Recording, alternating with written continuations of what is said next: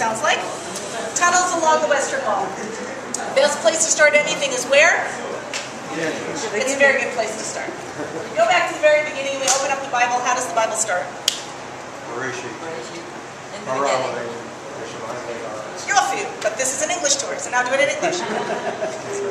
In the beginning, God created the heavens and the earth. So how many people here have been to Italy? Have you seen the Sistine Chapel? Yeah. Okay, beautiful frescoes on the ceiling of the chapel, Michelangelo paints. Doesn't matter, even those of us who haven't smelled the paint, we still know the frescoes because they're really famous. One of the most famous of the frescoes is the last day of creation. What's the fresco? Yeah. God's just created man, right? And they've split. So I always tell people, if you can picture in your mind that, but go back to the very beginning of heaven and earth, you have to imagine God's finger over here. This is a model of Mount Moriah. The peak of Mount Moriah is called the foundation stone. If you climb to the top of Mount Everest, what is the top of Everest called? The summit or Everest? Right? Does the summit or the name of the mountain? The same thing with Kilimanjaro or any other mountain in the world. Okay? Except for Mount Moriah. If you climb to the top of Mount Moriah, the peak of Mount Moriah has its own name. It's called the foundation stone because according to tradition, when God starts to build the world, that's where he starts from. And then from there he builds the whole world. So it's the foundation of the world. It's the holy spot to us. Loads of stories from the Bible that happen specifically in this place. Name one. The binding of Isaac. Abraham brings his son Isaac, he's going to sacrifice him. At the last minute God says, don't do it, here's a ram instead. We read it every Rosh Hashanah. Jacob's ladder. Jacob is sleeping, and the angel is going up and down the ladder. That's where he's sleeping. Cain and Abel. That's what they do. Okay? Cain is mad at Abel. Okay? Loads of stories from the Bible happen specifically in this place. Until many years later comes along King Solomon and he builds the first temple where? Right there. And the first temple stands for just over 400 years until it's destroyed by the Babylonians, Nebuchadnezzar, and we get exiled to Babylon. 70 years later, Cyrus, who's the king of Persia, conquers Babylon and sends us back. And we come back and we build the second temple where? Same place. Exactly the same place. Now here's the catch. How old are you? 13. So if you go to Babylon when you're 13 and you come back 70 years later, how old are you now? 83, right? It's feasible. It happened. There were those who were the teenagers, the kids, the young adults, who went to Babylon and had seen Solomon's temple and knew what it looked like. And when they come back, because they've been told we rebuilt it, they get back to Jerusalem, and what's recorded? They stand there and cry. What the heck is this?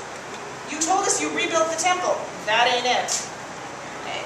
For hundreds of years, the Jewish community talks about the fact that they had was like a palace, and they came back and there's a bungalow. Nobody's impressed. Until comes along a king who decides he's going to renovate. He's going to make the second temple so magnificent that people will talk about him and his temple in the same way that they're still talking about Shlomo. So, they do a number of things.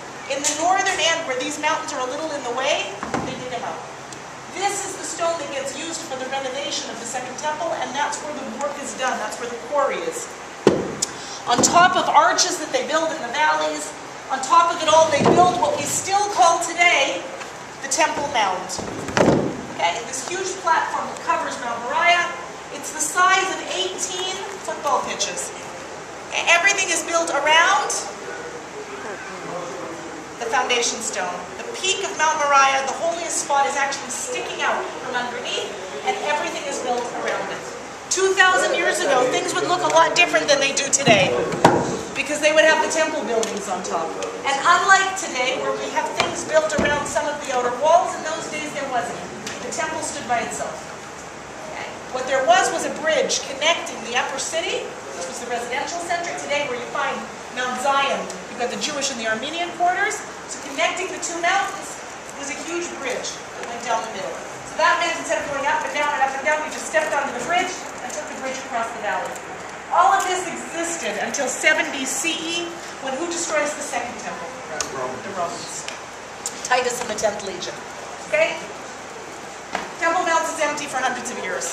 Until come along the Umayyads, right? The first Muslim dynasty. They built this building, which is the Dome of the Rock.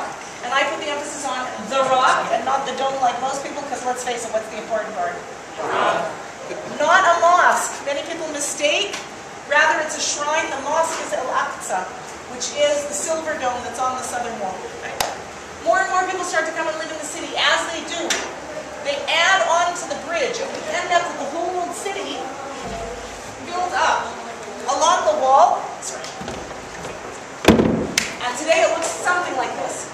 Okay, so we have the Western Wall Plaza, where we all came in from outside. A piece of the Western Wall that when any of us thinks of the Western Wall, if you think of any photograph, painting, drawing that you've seen, web cameras, 24 hours a day, 7 days a week, you can Google live webcams, Western Wall, that's what you get.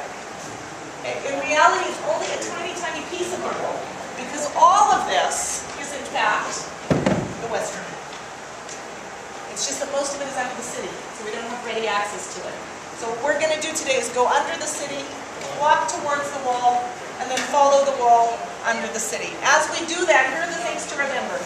Number one, 2,000 years ago, things looked a lot different. Okay? City didn't exist. So everywhere we're going to walk now would be open air, like it is outside in the Western Wall Plaza. Okay? And if we had the Beit HaMikdash, if we had the temple, guess where we prayed? We prayed up here.